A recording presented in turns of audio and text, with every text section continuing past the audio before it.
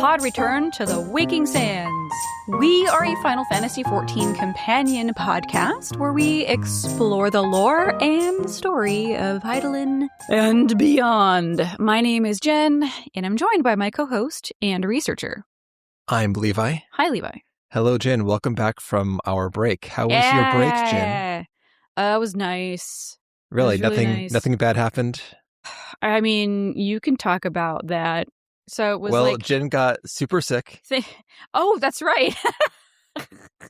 We had 2 sick people the last couple of weeks. Glad we were on a break so we could fill all of that time with being sick. So that was dumb. And then Pork Chop. the cat, got hospitalized with a Urinary tract blockage. Yeah, that old chestnut. Took 2 days in the pet hospital and a lot of dollars. Mm-hmm. He's still on so many meds. Yep, he's all morphined up and antibioticed up and gabapentined up, and he's living his best life right now. No, that's terrible. Drugs are bad. Anyway, now that we're all refreshed and so on, welcome back, Jen. Thank you. Welcome back to you. How does it feel? I'm tired. Yeah, I know. You can't catch a break, man. What you need is a break from like work. I need a break from many things. You need like an 18-month sabbatical. I don't need an 18-month. That's insane. I think you need an 18-month sabbatical. You want to get you want to get your ass, and then you can give yourself plenty of time to do that. You don't need to talk about my aspirations on air, Jen. You're a person. We're allowed to do that. Unless, I mean, you can all I Google all I of don't this want out. any follow-up questions is the main thing. You don't have to answer anything. I don't want the questions. Oh, for Pete's sake. Do it Jen style. Ignore everything. Great. That's my style, too. It is not. Anyway. Welcome. Oh, man. Don't ever talk about Levi's life. Correct. Yeah. Now you get it, finally. Ugh. After all these years. Ugh. Be vulnerable, Levi. I'm tired. But I'm not too tired to talk about some patch 3.1 MSQ. Oh, nice segue. Here we are. We are playing through the quest in the Eye of the Beholder. So, Jen, what happened last time? Oh, boy. I did not consult my notes. I made myself a note, actually, like 2 days ago. I'm like, maybe I should read my notes from that episode, because I don't remember. But in general, what happened in the Heavensward pre-patch No, that's MSQ? what I'm saying. I need to look at my notes to remember what the fuck. May I suggest Nidhogg dead, then he undead. Done. Okay. Right. Okay. What is Jen's version? That might be fine. Great. Okay. You're welcome. Yeah. Who did we fought somebody, though. We fought the Ascian Prime, the amalgamation of 2 Ascians. Yeah. Lahabrea and Igiorm. Yeah. And we fought Thordan too and his Knights of the Round. Right. And then Estinian was like, hey, cool, I got both eyeballs now. And then the eyeballs were like, hey, cool, we got you gotcha. now. Yeah. And he turned into Nidhogg. Like I said, Nidhogg undead. Whatever. I cover that. Okay. It's called being succinct, Jen. Was that it? Seriously? And then we go back to Ishgard, and it's like, and now what? And now this. Oh, we flew on Midgard Swarmer into Ishgard. Like, everybody's arriving on airship, right? And then the Warrior of Light comes swooping in on the back of a dragon, and so that was weird. And now we have to address it. Great. That is the more detailed recap. Thank you, Jen. We pick up now with our pals, Alphinaud and Tataru, who are just about to recount the status of the missing scions when we arrive. There is news of Flamine. She escaped capture by stowing away on a ship bound for Rod's at Han, the same place that our relic weapon alchemist came from. So that's 2 Rodses so far. Rod's at Hans. Thank you. Rod's at Hanians. So now that the danger has passed, she should be returning soon. As for Ida and Papalymo, the remains of their link pearls have been found in Pearl Lane. That's a weird... That hit my ear wrong, the way they said that. You know, the pearls the and remains, the pearls. The remains of the link pearls. Oh, okay. I assume they smashed them.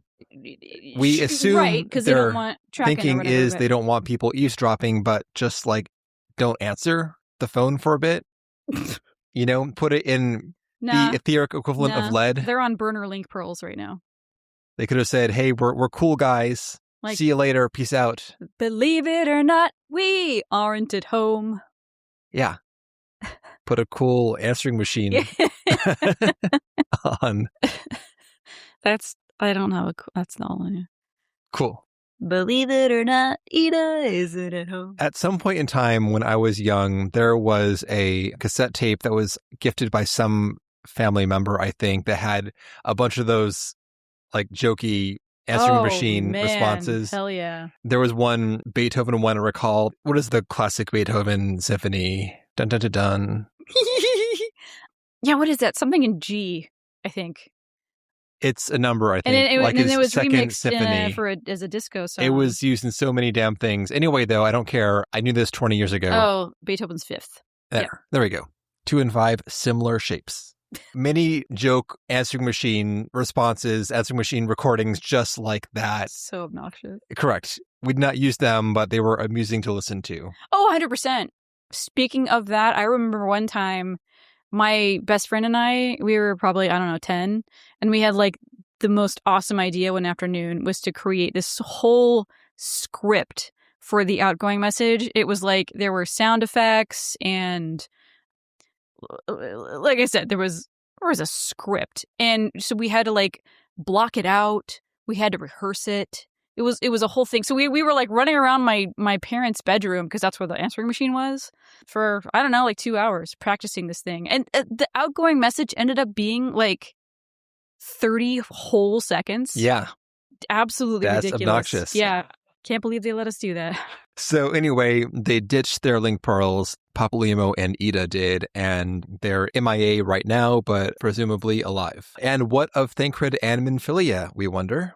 There's no news, except that Tataru has enlisted one of the students of Baldesion to help track them down, one of the surviving students. Well, Alphinaud also informs us that Sir Emmerich has requested the two of us for a private meeting. So we meet with Emmerich and Lucia. So we head to see Sir Emmerich, and after we get back, he swears we'll talk more about that scholar.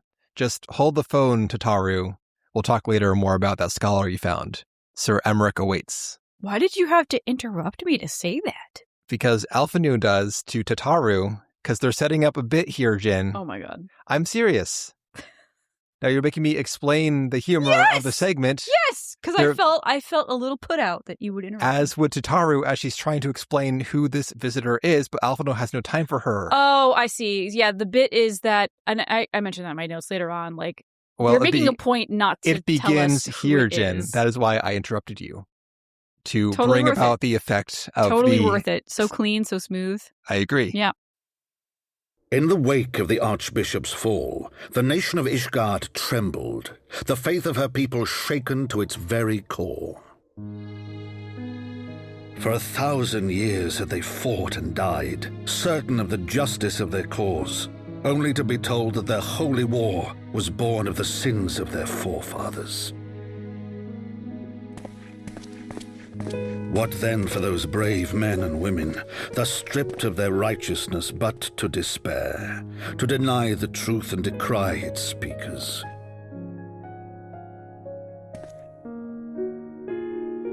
And what then for those whom they defamed but to hope on, to have faith in a brighter tomorrow?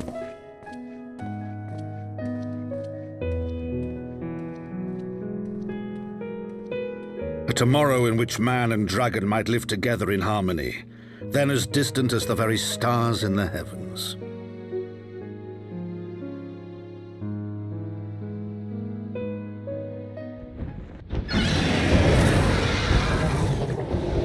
Yet while we dared to hope, deep within his lair the enemy lay, gathering his strength. Nidhogg, now possessed of his 2 eyes and the body of the Azure Dragoon, prizes to which he had laid claim at the very hour of the hero's triumph.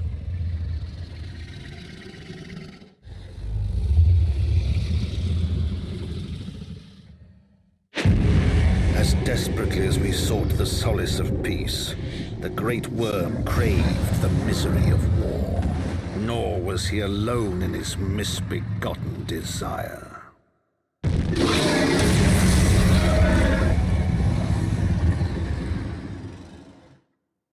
So we're going to meet with Emmerich and Lucia at the congregation. And we head over there and we stand in his little room, and he tells us that in the wake of his father's passing, he has assumed temporarily the duties of the archbishop until such time that a conclave of the senior clergy and delegates from the high houses have chosen a new one. But that's where it gets complicated. So this conclave thing no longer feels appropriate in light of the archbishop's plans and the true origins of the church. He may have found more time to figure things out, except the Warrior of Light blew into town on the back of a dragon, and it made everybody very confused.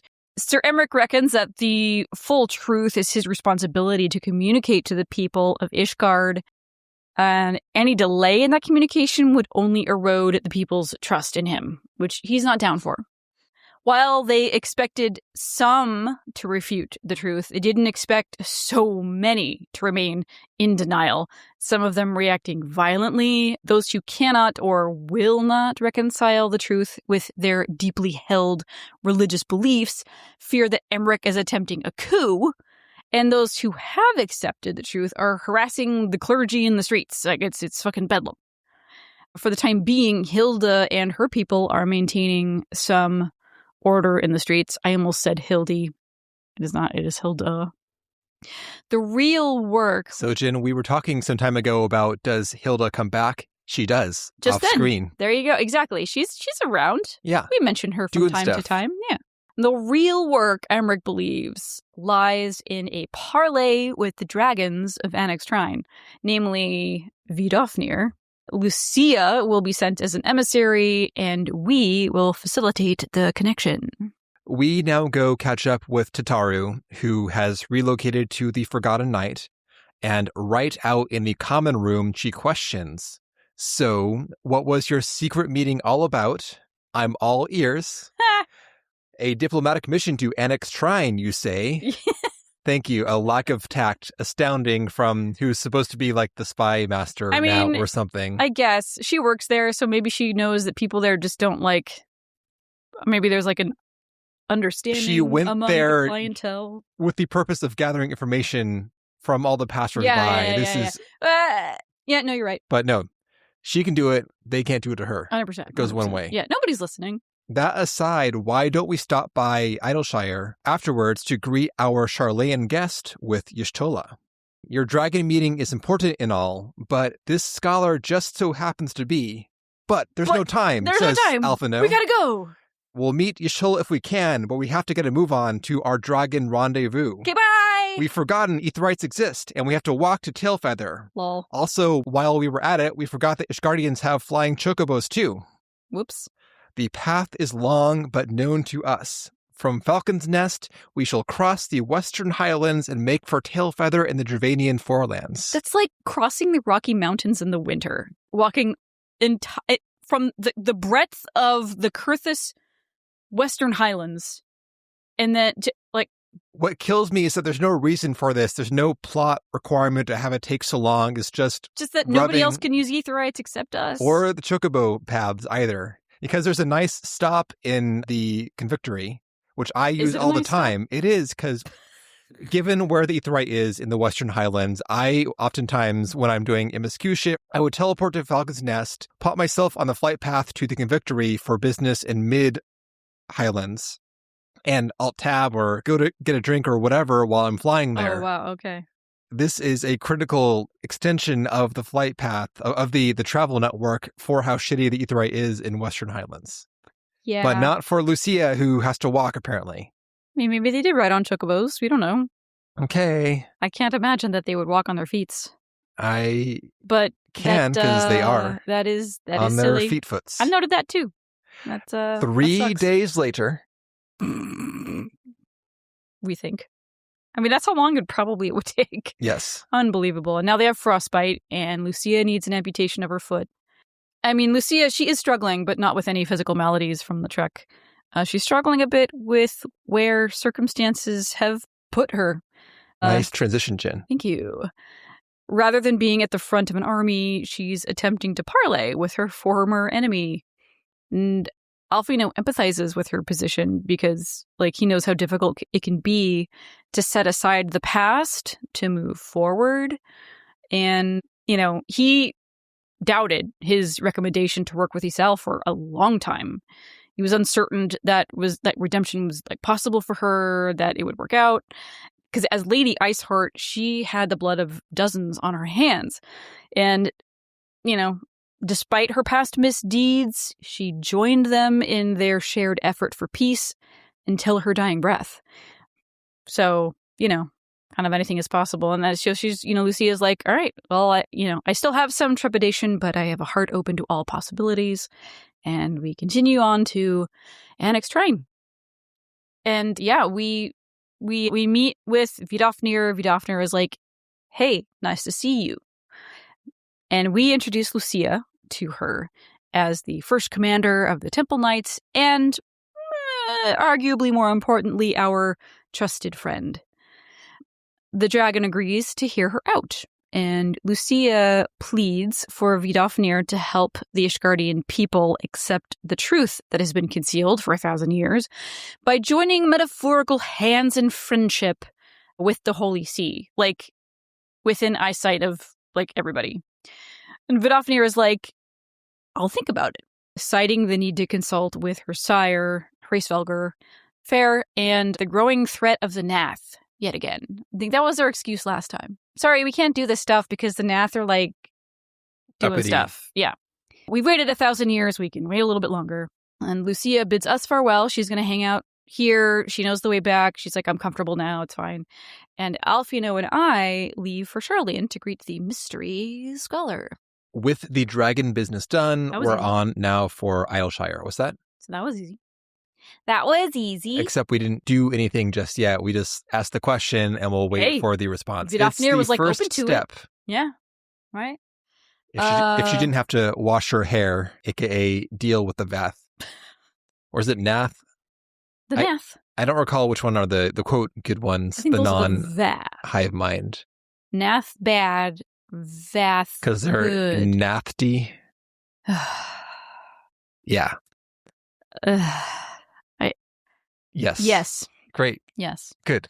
So anyways, we're in Idleshire. I swear to God, it's Idleshire. We talked about this as well. You're probably right, but I don't have a pronunciation, so I will go with Idleshire. Okay. The name Shire is in the name. Well, so is Worcestershire. We don't call it Worcestershire. But you're Lord of the Rings pilled, man. Correct. Right. That is my main shire, so I'm going off that one.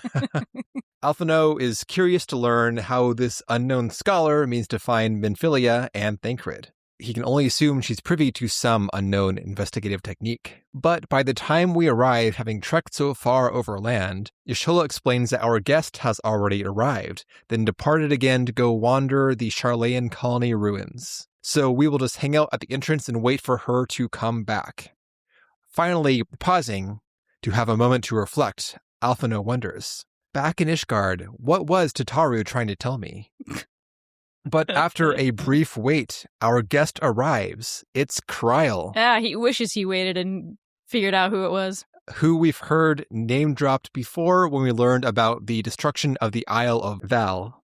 Krile has a very strong look, a Lalafell with a bright yellow hooded cloak sporting cat ears.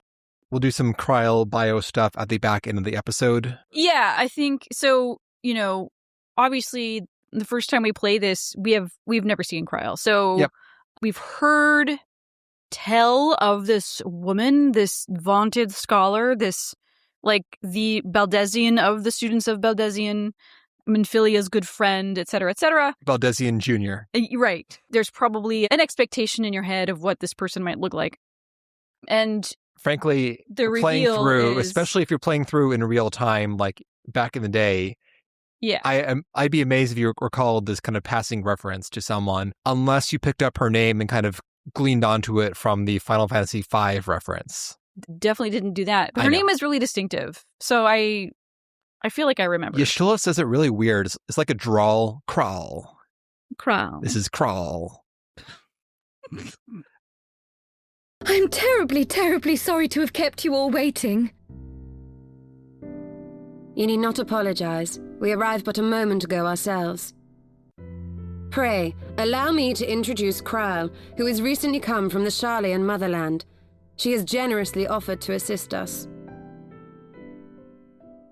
I mean, she's immediately warm and affable. Like, you were like, oh my god, she's awesome, like, right away. She immediately negs Alphinaud, Oh, right off the bat. Boom. And yes. he is disarmed by this blast from his past. So, like, when we do the reveal of Kryle, thank you, the camera pans to Alphinaud's face, like a close-up, and he has this, like, ineffable look on his face. To me, it reads as, it could have been either, like, is this really the Sharlayan scholar? Or, like, mild shock, as in, like, oh my god, it's her. It's the latter. And it's great. I mean, yeah, she immediately starts giving him the business. Oh, yeah, hey, look at you. Alphinaud Levieur. And who is that I spy but young Alphinaud Levieur himself? I dare say someone's grown an ilm or two in my absence. Or are those lifts in your boots?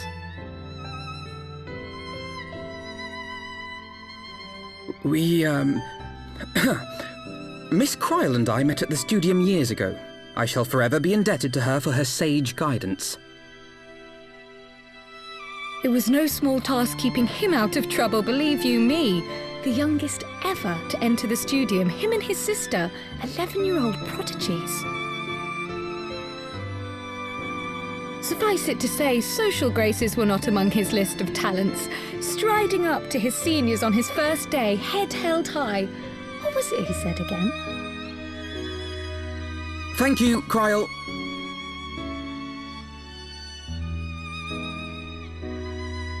For what? I haven't finished yet.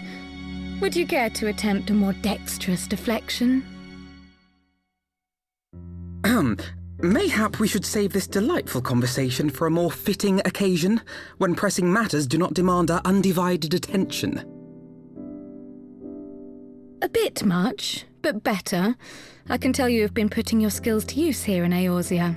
Henceforth, I trust you will dazzle me with your eloquence at the first time of asking. After savaging Alphinaud, we're on to more pressing matters. Finding Minfilia and the other missing scions. After reviewing our account, Kryle theorizes that Thancred left some manner of ethereal trail from Y'shtola's teleportation, but she lacks the means to trace it accurately. On the other hand, if she had Master Matoya's crystal eye... Say no more, says Y'shtola. We had best ask Master Matoya directly. So we take a trek down south to outside the cave, and Alphinaud's trend of being intimidated by older women continues. He mutters to himself, last time Matoya insulted my technique, but this time I'm ready.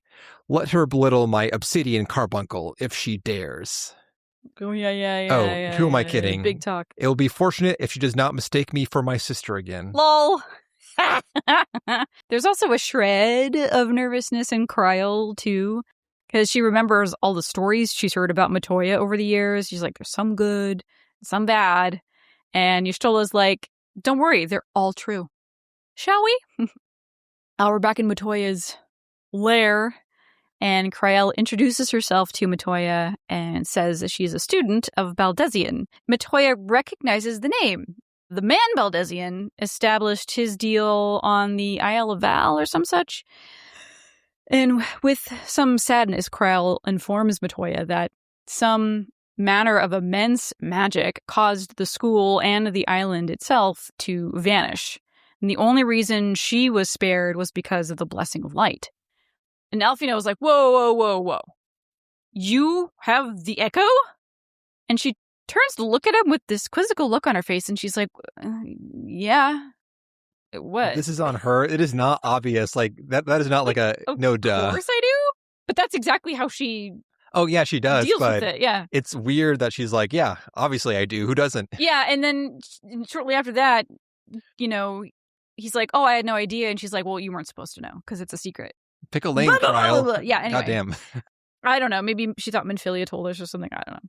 But yeah, so the students of Baldesion were formed to study Hydaelyn, to interpret her will through, like, the lens of the Echo. Like, all of the students of Baldesion, I think, have the Echo. I don't think so. So, well, maybe most of them. I don't think so. So, but yeah, like, but that's what I got from that. Like, that was the whole reason they started this thing, because, like, hey, we all got the Echo. Let's try to figure this out. And, well, I mean, that's also how she met Minfilia. I think it's about studying the Echo, but not about it's studying Hydaelyn by way of the Echo. Yes, but does not mean that they all have to have the Echo. Because, like, if not all of them do, then what are the other ones who don't do? Just, like, sit there and, they study the people with the Echo. They put probes all over them and they take notes. That sounds weird. That is normal science, actually, Jen. Oh, my God. That is why you have scientists to observe external phenomena. I don't know. Somebody get on the Discord and confirm. Is that what science is? Oh, my God. Yeah. Not by definition, obviously. Chat, is that science? That is one of many things that is scientific. And so, I mean, Alphinaud, basically, he can rest easy in his ignorance because he was not supposed to know any of that. While they're doing all of this back and forth, Matoya interjects and she's like, okay, yes, but why are you all in my house? And Krile is like, okay, you have in your possession an ancient crystal of light, the one you call your crystal eye. And I believe I can use it to focus my abilities and locate one of the missing scions. And Matoya is like, pfft. And there I was thinking you might want to make use of my years of experience. Wait here. So she brings out this gleaming blue orb on a table, well, on a pillow on a table. And Y'shtola is kind of gazing at it. She's like, I've always wondered what this was. I had no idea it was actually a crystal of light. And Krile explains, to aid these, her chosen warriors, Hydaelyn bequeaths to each a sliver of her strength in the form of a crystal of light. But as her strength wanes, so too does the potency of her gifts. This crystal, born of an earlier era, is infused with a power far greater than those of this age. Matoya is very proud of the fact that this crystal is the most pure of any still bouncing around the realm. It is a priceless treasure. And Krile further explains how no two instances of the Echo are the same between people. So, for example, for her, the Echo allows communication with all types of beings. Not beasts, though, which I feel like is a huge asterisk when she says all types of beings. Like, so no animals? Okay. This is we'll talk about more later on. This is a deliberate subversion, which we'll talk about at the back end of the episode. Okay. But she can, discern the intent of a soul, basically. And like there was a similar vibe that Y'shtola put out when she organized the teleportation. The elementals kind of picked up on it and they're like swooping in and they grabbed her friends. So that is what Krile intends to try to pick up here using the eye. So she attunes to the eye and she soon latches on to Thancred's scent, so to speak. She follows it from the Black Shroud and far to the northwest and finally to the base of Som-Al.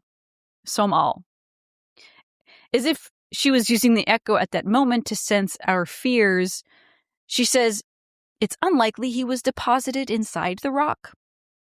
Yeah, it's unlikely. Well, Alphinaud suggests that we begin our search at Tailfeather, as the hunters there know the landscape intimately. Like, all right, back to Tailfeather we go. All right. Yeah, we just walk out of Matoya's house. Bye. We do. And that is where we leave off. Also, for the record, Jen, the students of Baldesion, they are scholars devoted to the study of knowledge in general, having recently fixated upon, well, before the whole destruction thing, the Echo, the Calamity, Ascians, etc. Okay. So confirmed they are not all Echo havers. That would be a large concentration of Echo havers. Yikes. Well, no wonder they would have to keep it a secret. I mean, that makes sense. It's like the CIA. Oh my goodness. This is your fan fiction now. Yeah, somebody stop me. I wrote more notes, like literally up to the point until we walk into Tailfeather, because there's another really great roast of Alphinaud here. Do it. Okay. So we're standing outside of Tailfeather, and we try to put ourselves into Thancred's head for a minute. So all right. He's teleported out of Ul'dah. He finds himself in a strange land. Would he seek out civilization, or would he try to remain on the outskirts? And if he did pass through Tailfeather at any time, it's unlikely anyone would remember him from like a basic description. It's a busy trading hub. People are coming and going all the time. And that is why Alphinaud says he has prepared some sketches of Thancred to show people. And Y'shtola takes a look and she's like, wow, dude, these are really good. Did you draw him from memory? And he's like, yeah, it's a skill I acquired some years ago for reasons I no longer remember. Anyway, let's go. So he suggests then we split up into pairs. He and Y'shtola will check out the encampments outside of Tailfeather, and then Krile and I will go into the Tailfeather camp proper and ask around. But as soon as Alphinaud is out of earshot, Krile outs him again, saying how much he's matured since the days where he practiced drawing for hours in an attempt to impress the ladies. Mm-hmm. Yeah. Anyway, that's where we leave off for today. Nice.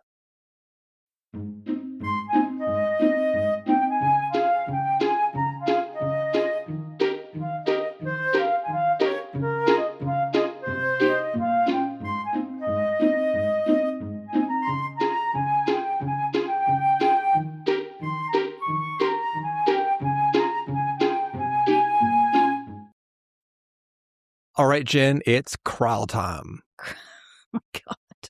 Any final comments first? Nope. Okay. Nope. Yeah. So Krile is a direct pull pretty much from Final Fantasy V, namesake in general. In Final Fantasy V, she is also a child, or actually grandchild, of a Galuf Beldessian. However, they do some fun subversions of her previous kind of concept.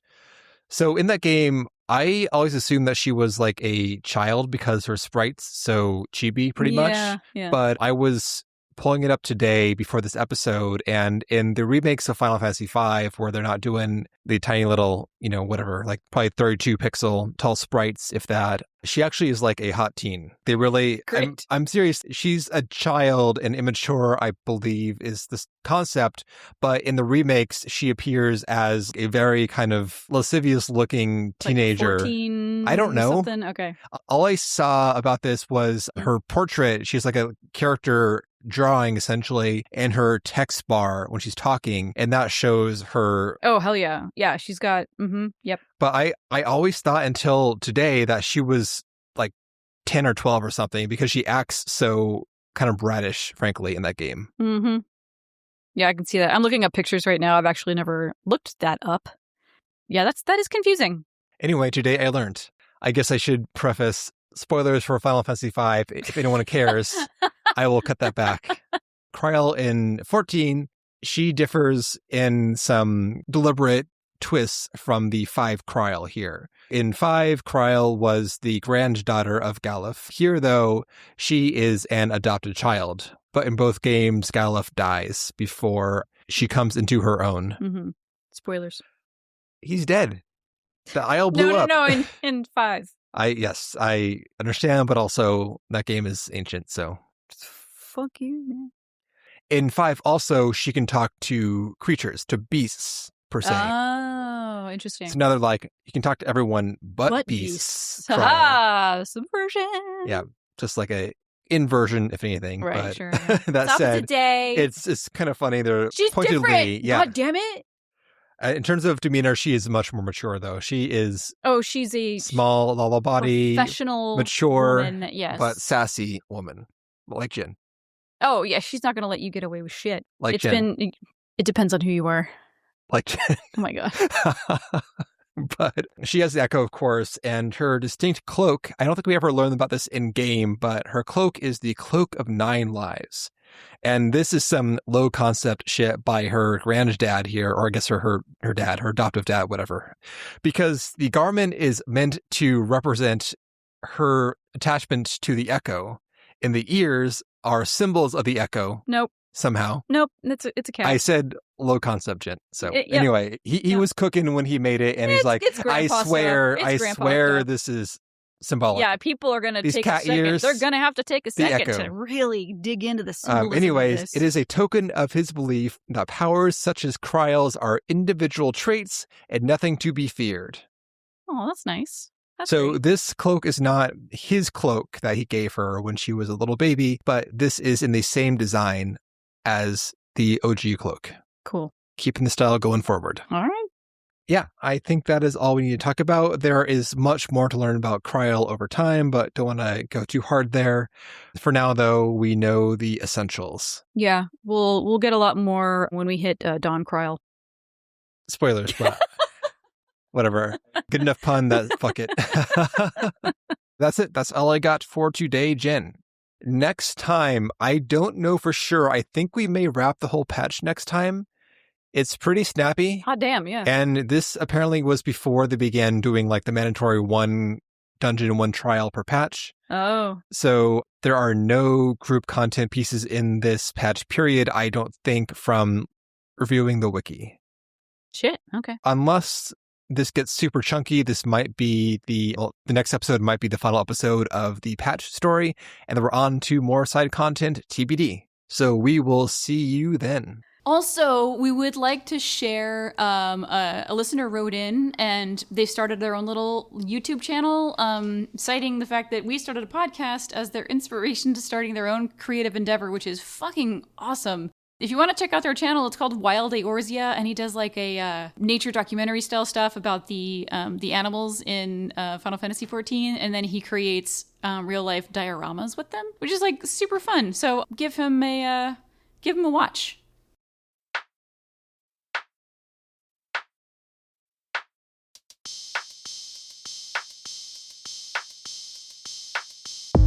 And that will do it for today's episode. Thank you all so much for listening. And let's just be glad, I guess, that Gwyneth Paltrow didn't exist in this timeline, because she'd be taking them crystals of light and putting them up her stuff and selling them for $800 a piece. That's all I got. I'm sorry. That's a deep cut, Jen. If you want to get in touch with us, you can at podreturnffxiv@gmail.com. We are on the Blue Sky at that same tag. Check the show notes for a link to our Discord if you want to hang out with some sweet-ass people. And a link to the official pod t-shirt, which Levi has done the art for. And last but not least, our Patreon, patreon.com/podreturnffxiv.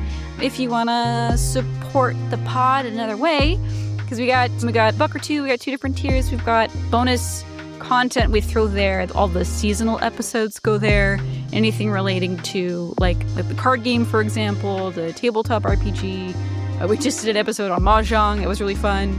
And then for $2 a month, we have a bonus series. That's our sightseeing log. Last season, Levi played Final Fantasy XI, and this season I am playing Final Fantasy VI for the first time. It is a doozy, so check it out if you want. And with that, we hope you enjoyed the episode. Have a good day or night, and we will see you next time.